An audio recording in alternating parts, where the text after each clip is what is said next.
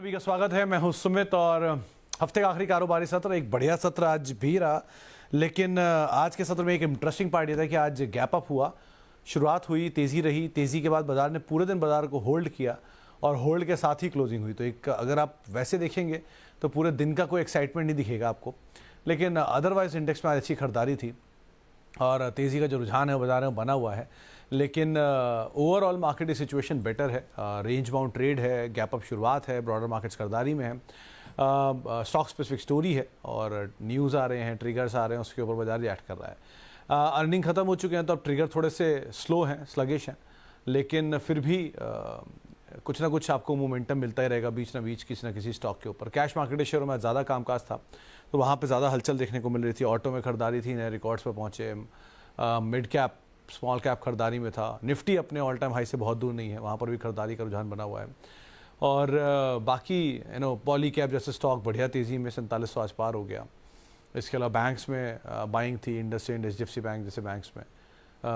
IT में आज खरीदारी थी, इन्फोसिस, टीसीएस वगैरह तेज़ी में थे। विप्रो अपने नए हाइस पर आ गया।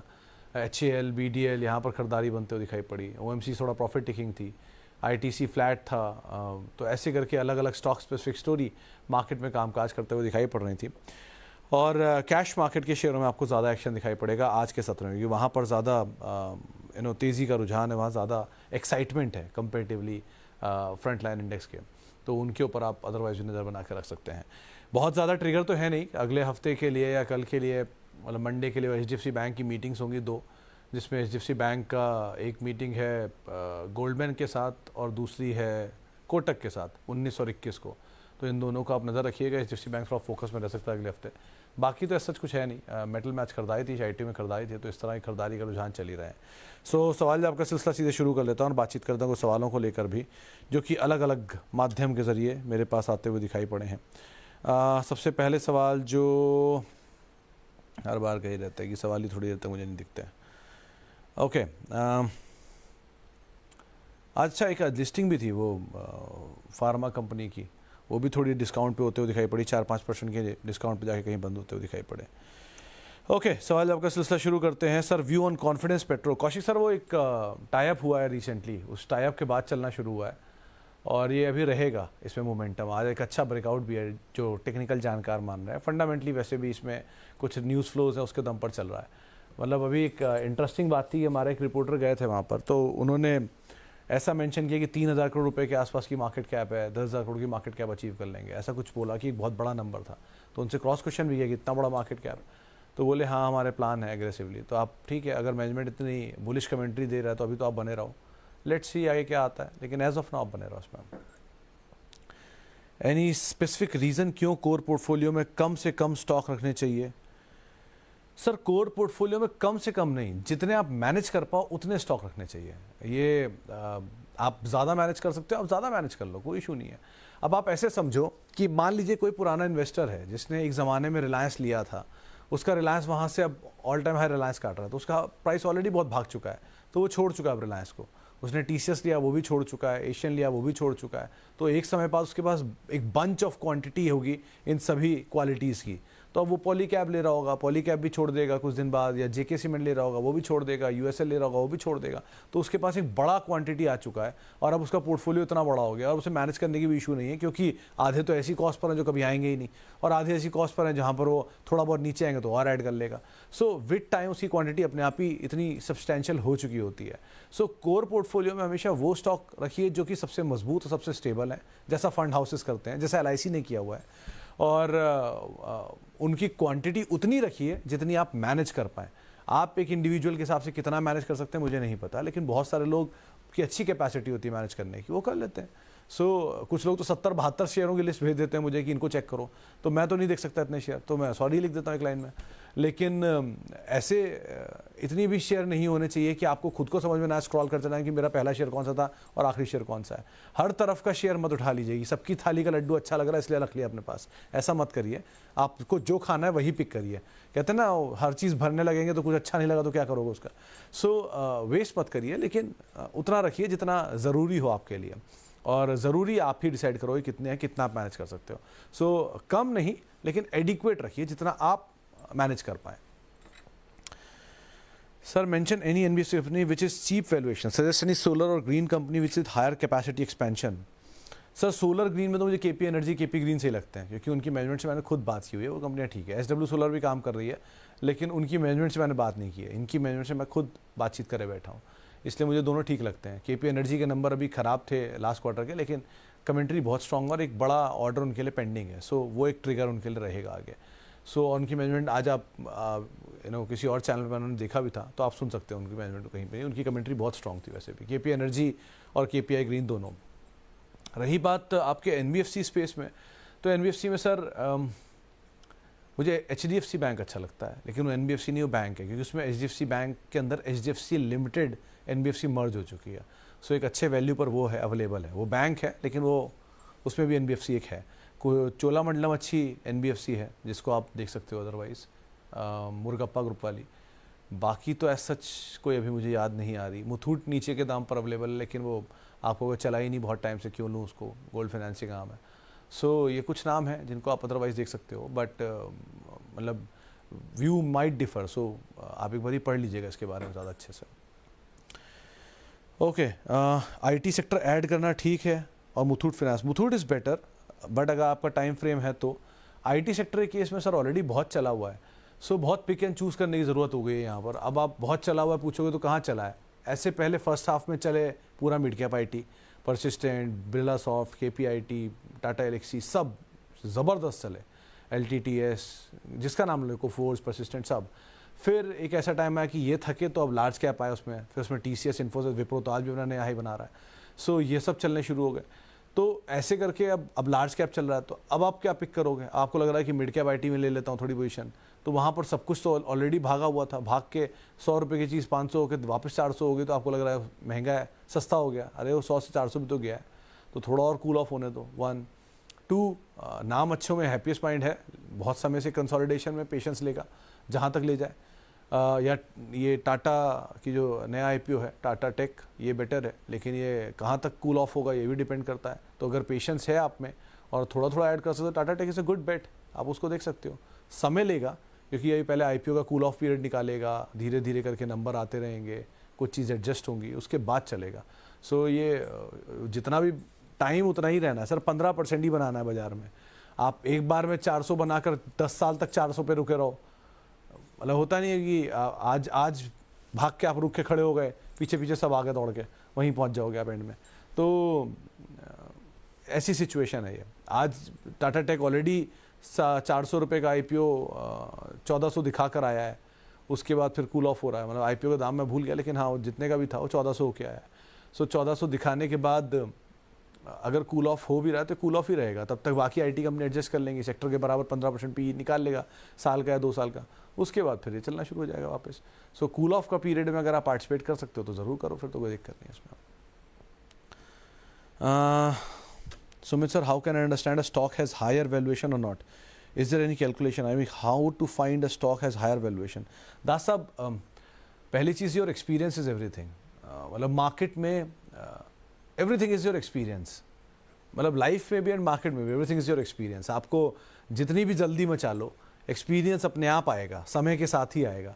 18 साल का लड़का एडल्ट जो होता है, या 21 साल का लड़का जो एडल्ट होता है, वो 21 ही में होगा ना 19 में होगा, ना 17 में होगा, ना 15 में होगा, वो 21 ही में होगा। सो समय के साथ आ जाएगा एक्सपीरियंस, पहला। रही बात वैल्यूएशन पार्ट की, तो P is the best indicator first of all, वो एक इंडिकेटर है among all. So P to book value, price to book value. P is price to earning, यानी कि आज अगर बाजार किसी एक शेयर को 10 रुपया अर्निंग के 20 गुना ऊपर, यानी 20 के मल्टीपल पर कामकाज करा रहा है, तो शेयर का दाम 200 रुपया होना चाहिए, मोटा मोटा। 10 रुपये की ईपीएस और 20 गुना ऊपर तो 20 का 200 रुपये का दाम। अगर कल को वही शेयर 600 रुपये हो जाता है और अर्निंग 10 ही रुपये रहती है, तो अब उसका पी कितना गुना हो गया? वो 6 गुना ऊपर हो गया, तो 60 टाइम्स पे काम कर रहा है। सो 60 टाइम्स पे काम कर रहा है, थोड़ा कैलकुलेशन में टाइम लगता है। तो इस तरह की अर्निंग का पी निकलता है। तो अब ऐसे पी का आइडियल पी क्या हो? आइडियल पी हो या तो हिस्टोरिकल, आमतौर पे वो शेयर 20 पे काम करता है, सडनली 60 हो गया, तो इसका मतलब महंगा हो गया। या ग्रोथ, अगर वो ईपीएस लगातार बढ़ती चली जाए तो बाजार उसको वैल्यू भी उस हिसाब से देता है। 3 प्रोडक्ट, कभी कभी क्या होता है एफएमसीजी की डिमांड ज़्यादा होती है, या लिकर की डिमांड या हॉस्पिटल की डिमांड, जिनकी रिकलिंग डिमांड होती है वहाँ पी भी ज़्यादा दिया जाता है। आईटी लो पी, पीएसयू बिल्कुल लो पी, लेकिन सडनली पीएसयू री-रेट हो गया तो उनके हाई पी होने लग गए।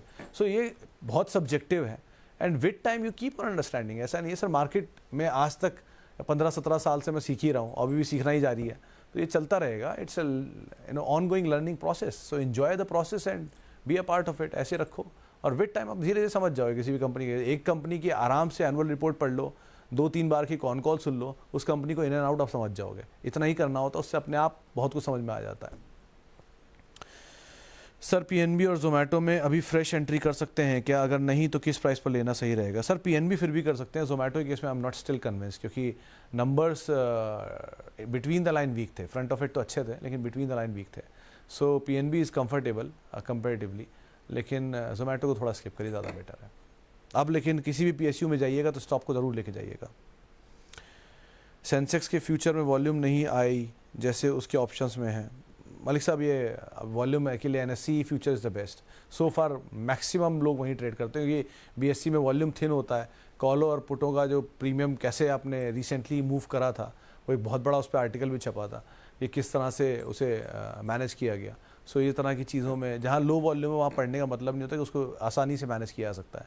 सो ITC can not be manage, Reliance can not be manage, because इतना बड़ा भारी भरकम वॉल्यूम है, कैसे कोई मैनेज कर सकता है। बट अ स्मॉल का स्टॉक या एसएमई कैन बी। तो इसलिए ज़रा देख कर ये काम करो इनमें आप। Indus and Kotak booked partial profit in Tata Power. You view on this? You have also have GMR, JSW, small quantity should have. Sir देखो अनिल जी, बहुत बड़ी सूची है क्योंकि आपकी GMR, JSW आप होल्ड कर रहे हो, पार्शियली होल्ड कर सकते हो, थोड़ा पैसा निकाल सकते हो। आप चाहो तो CG पावर या ट्यूब में डाल सकते हो, कोई हार्म नहीं है। क्वालिटी दोनों कंपनियों की अच्छी है। थोड़ा पैसा GMR और JSW से निकालने में कोई हार्म नहीं है। वन, टाटा पावर से थोड़ा पैसा निकाला, वो भी आप यहाँ पार्क कर सकते हो। Kotak is a good bank, but आज की डेट में अगर आप बोलोगे तो कोटक से ज़्यादा अट्रैक्टिव सिचुएशन में HDFC बैंक खड़ा है, क्योंकि कोटक को एक समय तक प्रीमियम मिला है उदय कोटक साहब का। HDFC बैंक को भी मिला उस प्रीमियम, वो मैनेजमेंट का प्रीमियम, बट HDFC बैंक के मैनेजमेंट प्रीमियम के बीच में नंबर भी बहुत स्ट्रॉन्ग थे। तो इसलिए अगर वो नीचे मिल भी रहा है तो उसमें बहुत हार्म नहीं करेगा वो आपको। HDFC बैंक यहाँ से 30% चलिए और मान लीजिए गिर जाता है तो भी कितना गिर जाएगा, 900 रुपये आ जाएगा। सो HDFC बैंक के पास चलने की जो अपर बैंड है वो बहुत बड़ा है और लोअर बैंड बहुत कम है। सो इसलिए वो सेफ साइड है। कोटक के केस में अभी तक नंबर का सिचुएशन नहीं पता है, और वैसे भी ये ग्रुप में भी थोड़ा फ्लॉ रहा ही है कुछ समय से। तो इसीलिए मतलब ये मेरी लैंग्वेज नहीं है, कल किसी फंड मैनेजर से मेरी बात हुई थी, उन्होंने मुझे ये बात समझाई। सो इसीलिए एक बार को आप पिक करना चाहो तो HDFC bank would be a better bank comparatively. And Tata power आप होल्ड कर सकते हो, ऐसा कोई हार्म नहीं है, बहुत अच्छा बैंक कंपनी है। थोड़ा चला है इसलिए वो महंगा लग रहा है, लेकिन कुछ समय में सस्ता हो जाए ज़्यादा बेटर है। ओके चलिए ज़रा कुछ और सवाल भी आए होंगे, वो भी ले लेता हूँ। कहाँ गया जी? All large cap IT 30% profit like Info, TCS, HCL and Paytm 50% loss. Sanyam sir मैं कुछ नहीं कर सकता, आप खुद ही खुद कंपेयर कर रहे हो a quality a profitable company with a loss making company. आप कहाँ इन्फोसिस, TCS से कंपेरिजन कर रहे हो पेटीएम से? I am not commenting on any of the company, I am commenting on the profitability and the loss. So अगर Paytm profit में आ जाए तो it's a very good asset, क्योंकि प्रोडक्ट अच्छा है, लेकिन प्रॉफिट इज़ द की। तो मेरी समझ के हिसाब से आप प्रॉफिट के साथ बने रहो, लॉस को पालते हैं, ये हमारा सबका एक बेसिक अंडरस्टैंडिंग होता है। हम पूरी ज़िंदगी प्रॉफिट को काट लेते हैं, लॉस को पाल लेते हैं। ये एग्जांपल ऐसे देता हूँ कि अगर आपने कोई चीज़ 2000 रुपये में ली है और वो शेयर टूट के 1500 आ गया तो आपको लगेगा नहीं अभी और चल जाएगा। 1200 आ गया, आपको होगा नहीं नहीं और चल जाएगा। 800 आ गया, होगा नहीं नहीं अब तो चला ही जाएगा, अब क्या ही बेचें। लेकिन अगर वही शेयर 2000 का 2500 होगा, 3000 होगा, आप तुरंत जाके बेच दोगे कि यार इतना अच्छा पैसा बन रहा कहीं नीचे ना आ जाए। सो हमारी ये बेसिक साइकोलॉजी है कि हम लॉस को पालते हैं और प्रॉफिट को बेचते हैं। तो कोशिश करनी उल्टी चाहिए कि लॉस को काटना है और प्रॉफिट को पालना है। तो इसको आप थोड़ा करने, इस पर काम करो। आप जो अच्छे एसेट ओन कर रहे हो ओन करते रहो, कोई हार्म नहीं है। जहाँ लॉस है, गलती हो गई काट दो, गलती सबसे होती है, हमसे हो गई काट दीजिए, simple. Which perform better always even in recession? Sumit bhai suggest stock which perform better always even in recession. United Spirits, जितना रिसेशन आएगा उतना बेटर होगा आई थिंक। तो आप उसको एक बार को देख सकते हो। और इवन अपोलो हॉस्पिटल, जितना रिसेशन आएगा उतना बेटर होता जाएगा, क्योंकि इन दोनों का बिजनेस इससे रिलेटेड नहीं होता, उल्टा इसमें और ज़्यादा शायद काम भी कर जाए। लेकिन ऐसी सिचुएशन आएगी नहीं, और अगर आएगी तो देखा जाएगा। लेकिन मार्केट सेंटिमेंट में ऊपर नीचे ज़रूर हो सकते हैं, लेकिन कारोबार wise they are firmly better, तो आप उस हिसाब से इन्हें देख सकते हो। ओके, रिलैक्सो शेयर पे बना रहूँ निकल जाऊँ? सर अभी तो बने रहो सतीश जी, क्योंकि नंबर इस बार के ठीक थे, शायद बहुत अच्छे नहीं थे, लेकिन मिक्स एंड मिक्स नंबर थे, क्यों उनके अच्छे वाई अच्छे थे। सो एज ऑफ नाउ तो बने रहो, ऑलरेडी बड़ी बिकवाली आप देख चुके हो, सो होल्ड करना ज़्यादा बेटर है एज ऑफ नाउ तो। आरती इंडस्ट्री, कैन आई बाय? अब बल्क तो नहीं बोलूँगा, but 30% you can buy out of, या 40% यू कैन बाय, क्योंकि अब बहुत बड़ा डाउनसाइड नहीं होगा, और 52 वीक्स लो के आसपास वहाँ जाए तो एक बार को आप फिर अपनी बल्क क्वांटिटी कर सकते हो। मतलब the SIP would be a bigger और heftier SIP now you can use. तो अगर 10% की SIP थी तो 25% या 30% की SIP करके आप एक बार को एंटर कर सकते हो। बल्क कभी भी नहीं लेना चाहिए जब तक डिस्ट्रेस ना आए, डिस्ट्रेस आए तो आप एक बार को एंटर कर सकते हो। View on Tata Elxsi has been invested from last 3 years, grown on 9% CAGR. You can stay invested वैभव जी, क्योंकि आप जब एंटर करके गए तो थोड़ा ऑलरेडी चल के अपर एंड पर रुक गया है, इसलिए आपको ऐसा लग रहा है कि आपने 10,000 का लेवल भी देखा है। आज के हिसाब से CAGR आपको कम दिखेगी, 11,000 पे यही CAGR आपके बढ़ के करीब 12-13% हो जाएगी। सो ठीक है, अभी आप बने रह सकते हो, कूल ऑफ पीरियड है, नीचे मिल जाए तो और ऐड भी कर सकते हो, सिंपल है। Did rebalancing today and shifted 80% of our portfolio to debt. Rest is in HDFC and Asian Paint only. Is it better to wait for time being? Akash sir, ये कुछ हद तक सही है। डेट की बजाय आप लिक्विड फंड में जा सकते थे, क्योंकि लिक्विड फंड में आपके पास पैसा रहता तो आप उसको इजीली फ्लेक्सिबली यहाँ लेके जा सकते थे।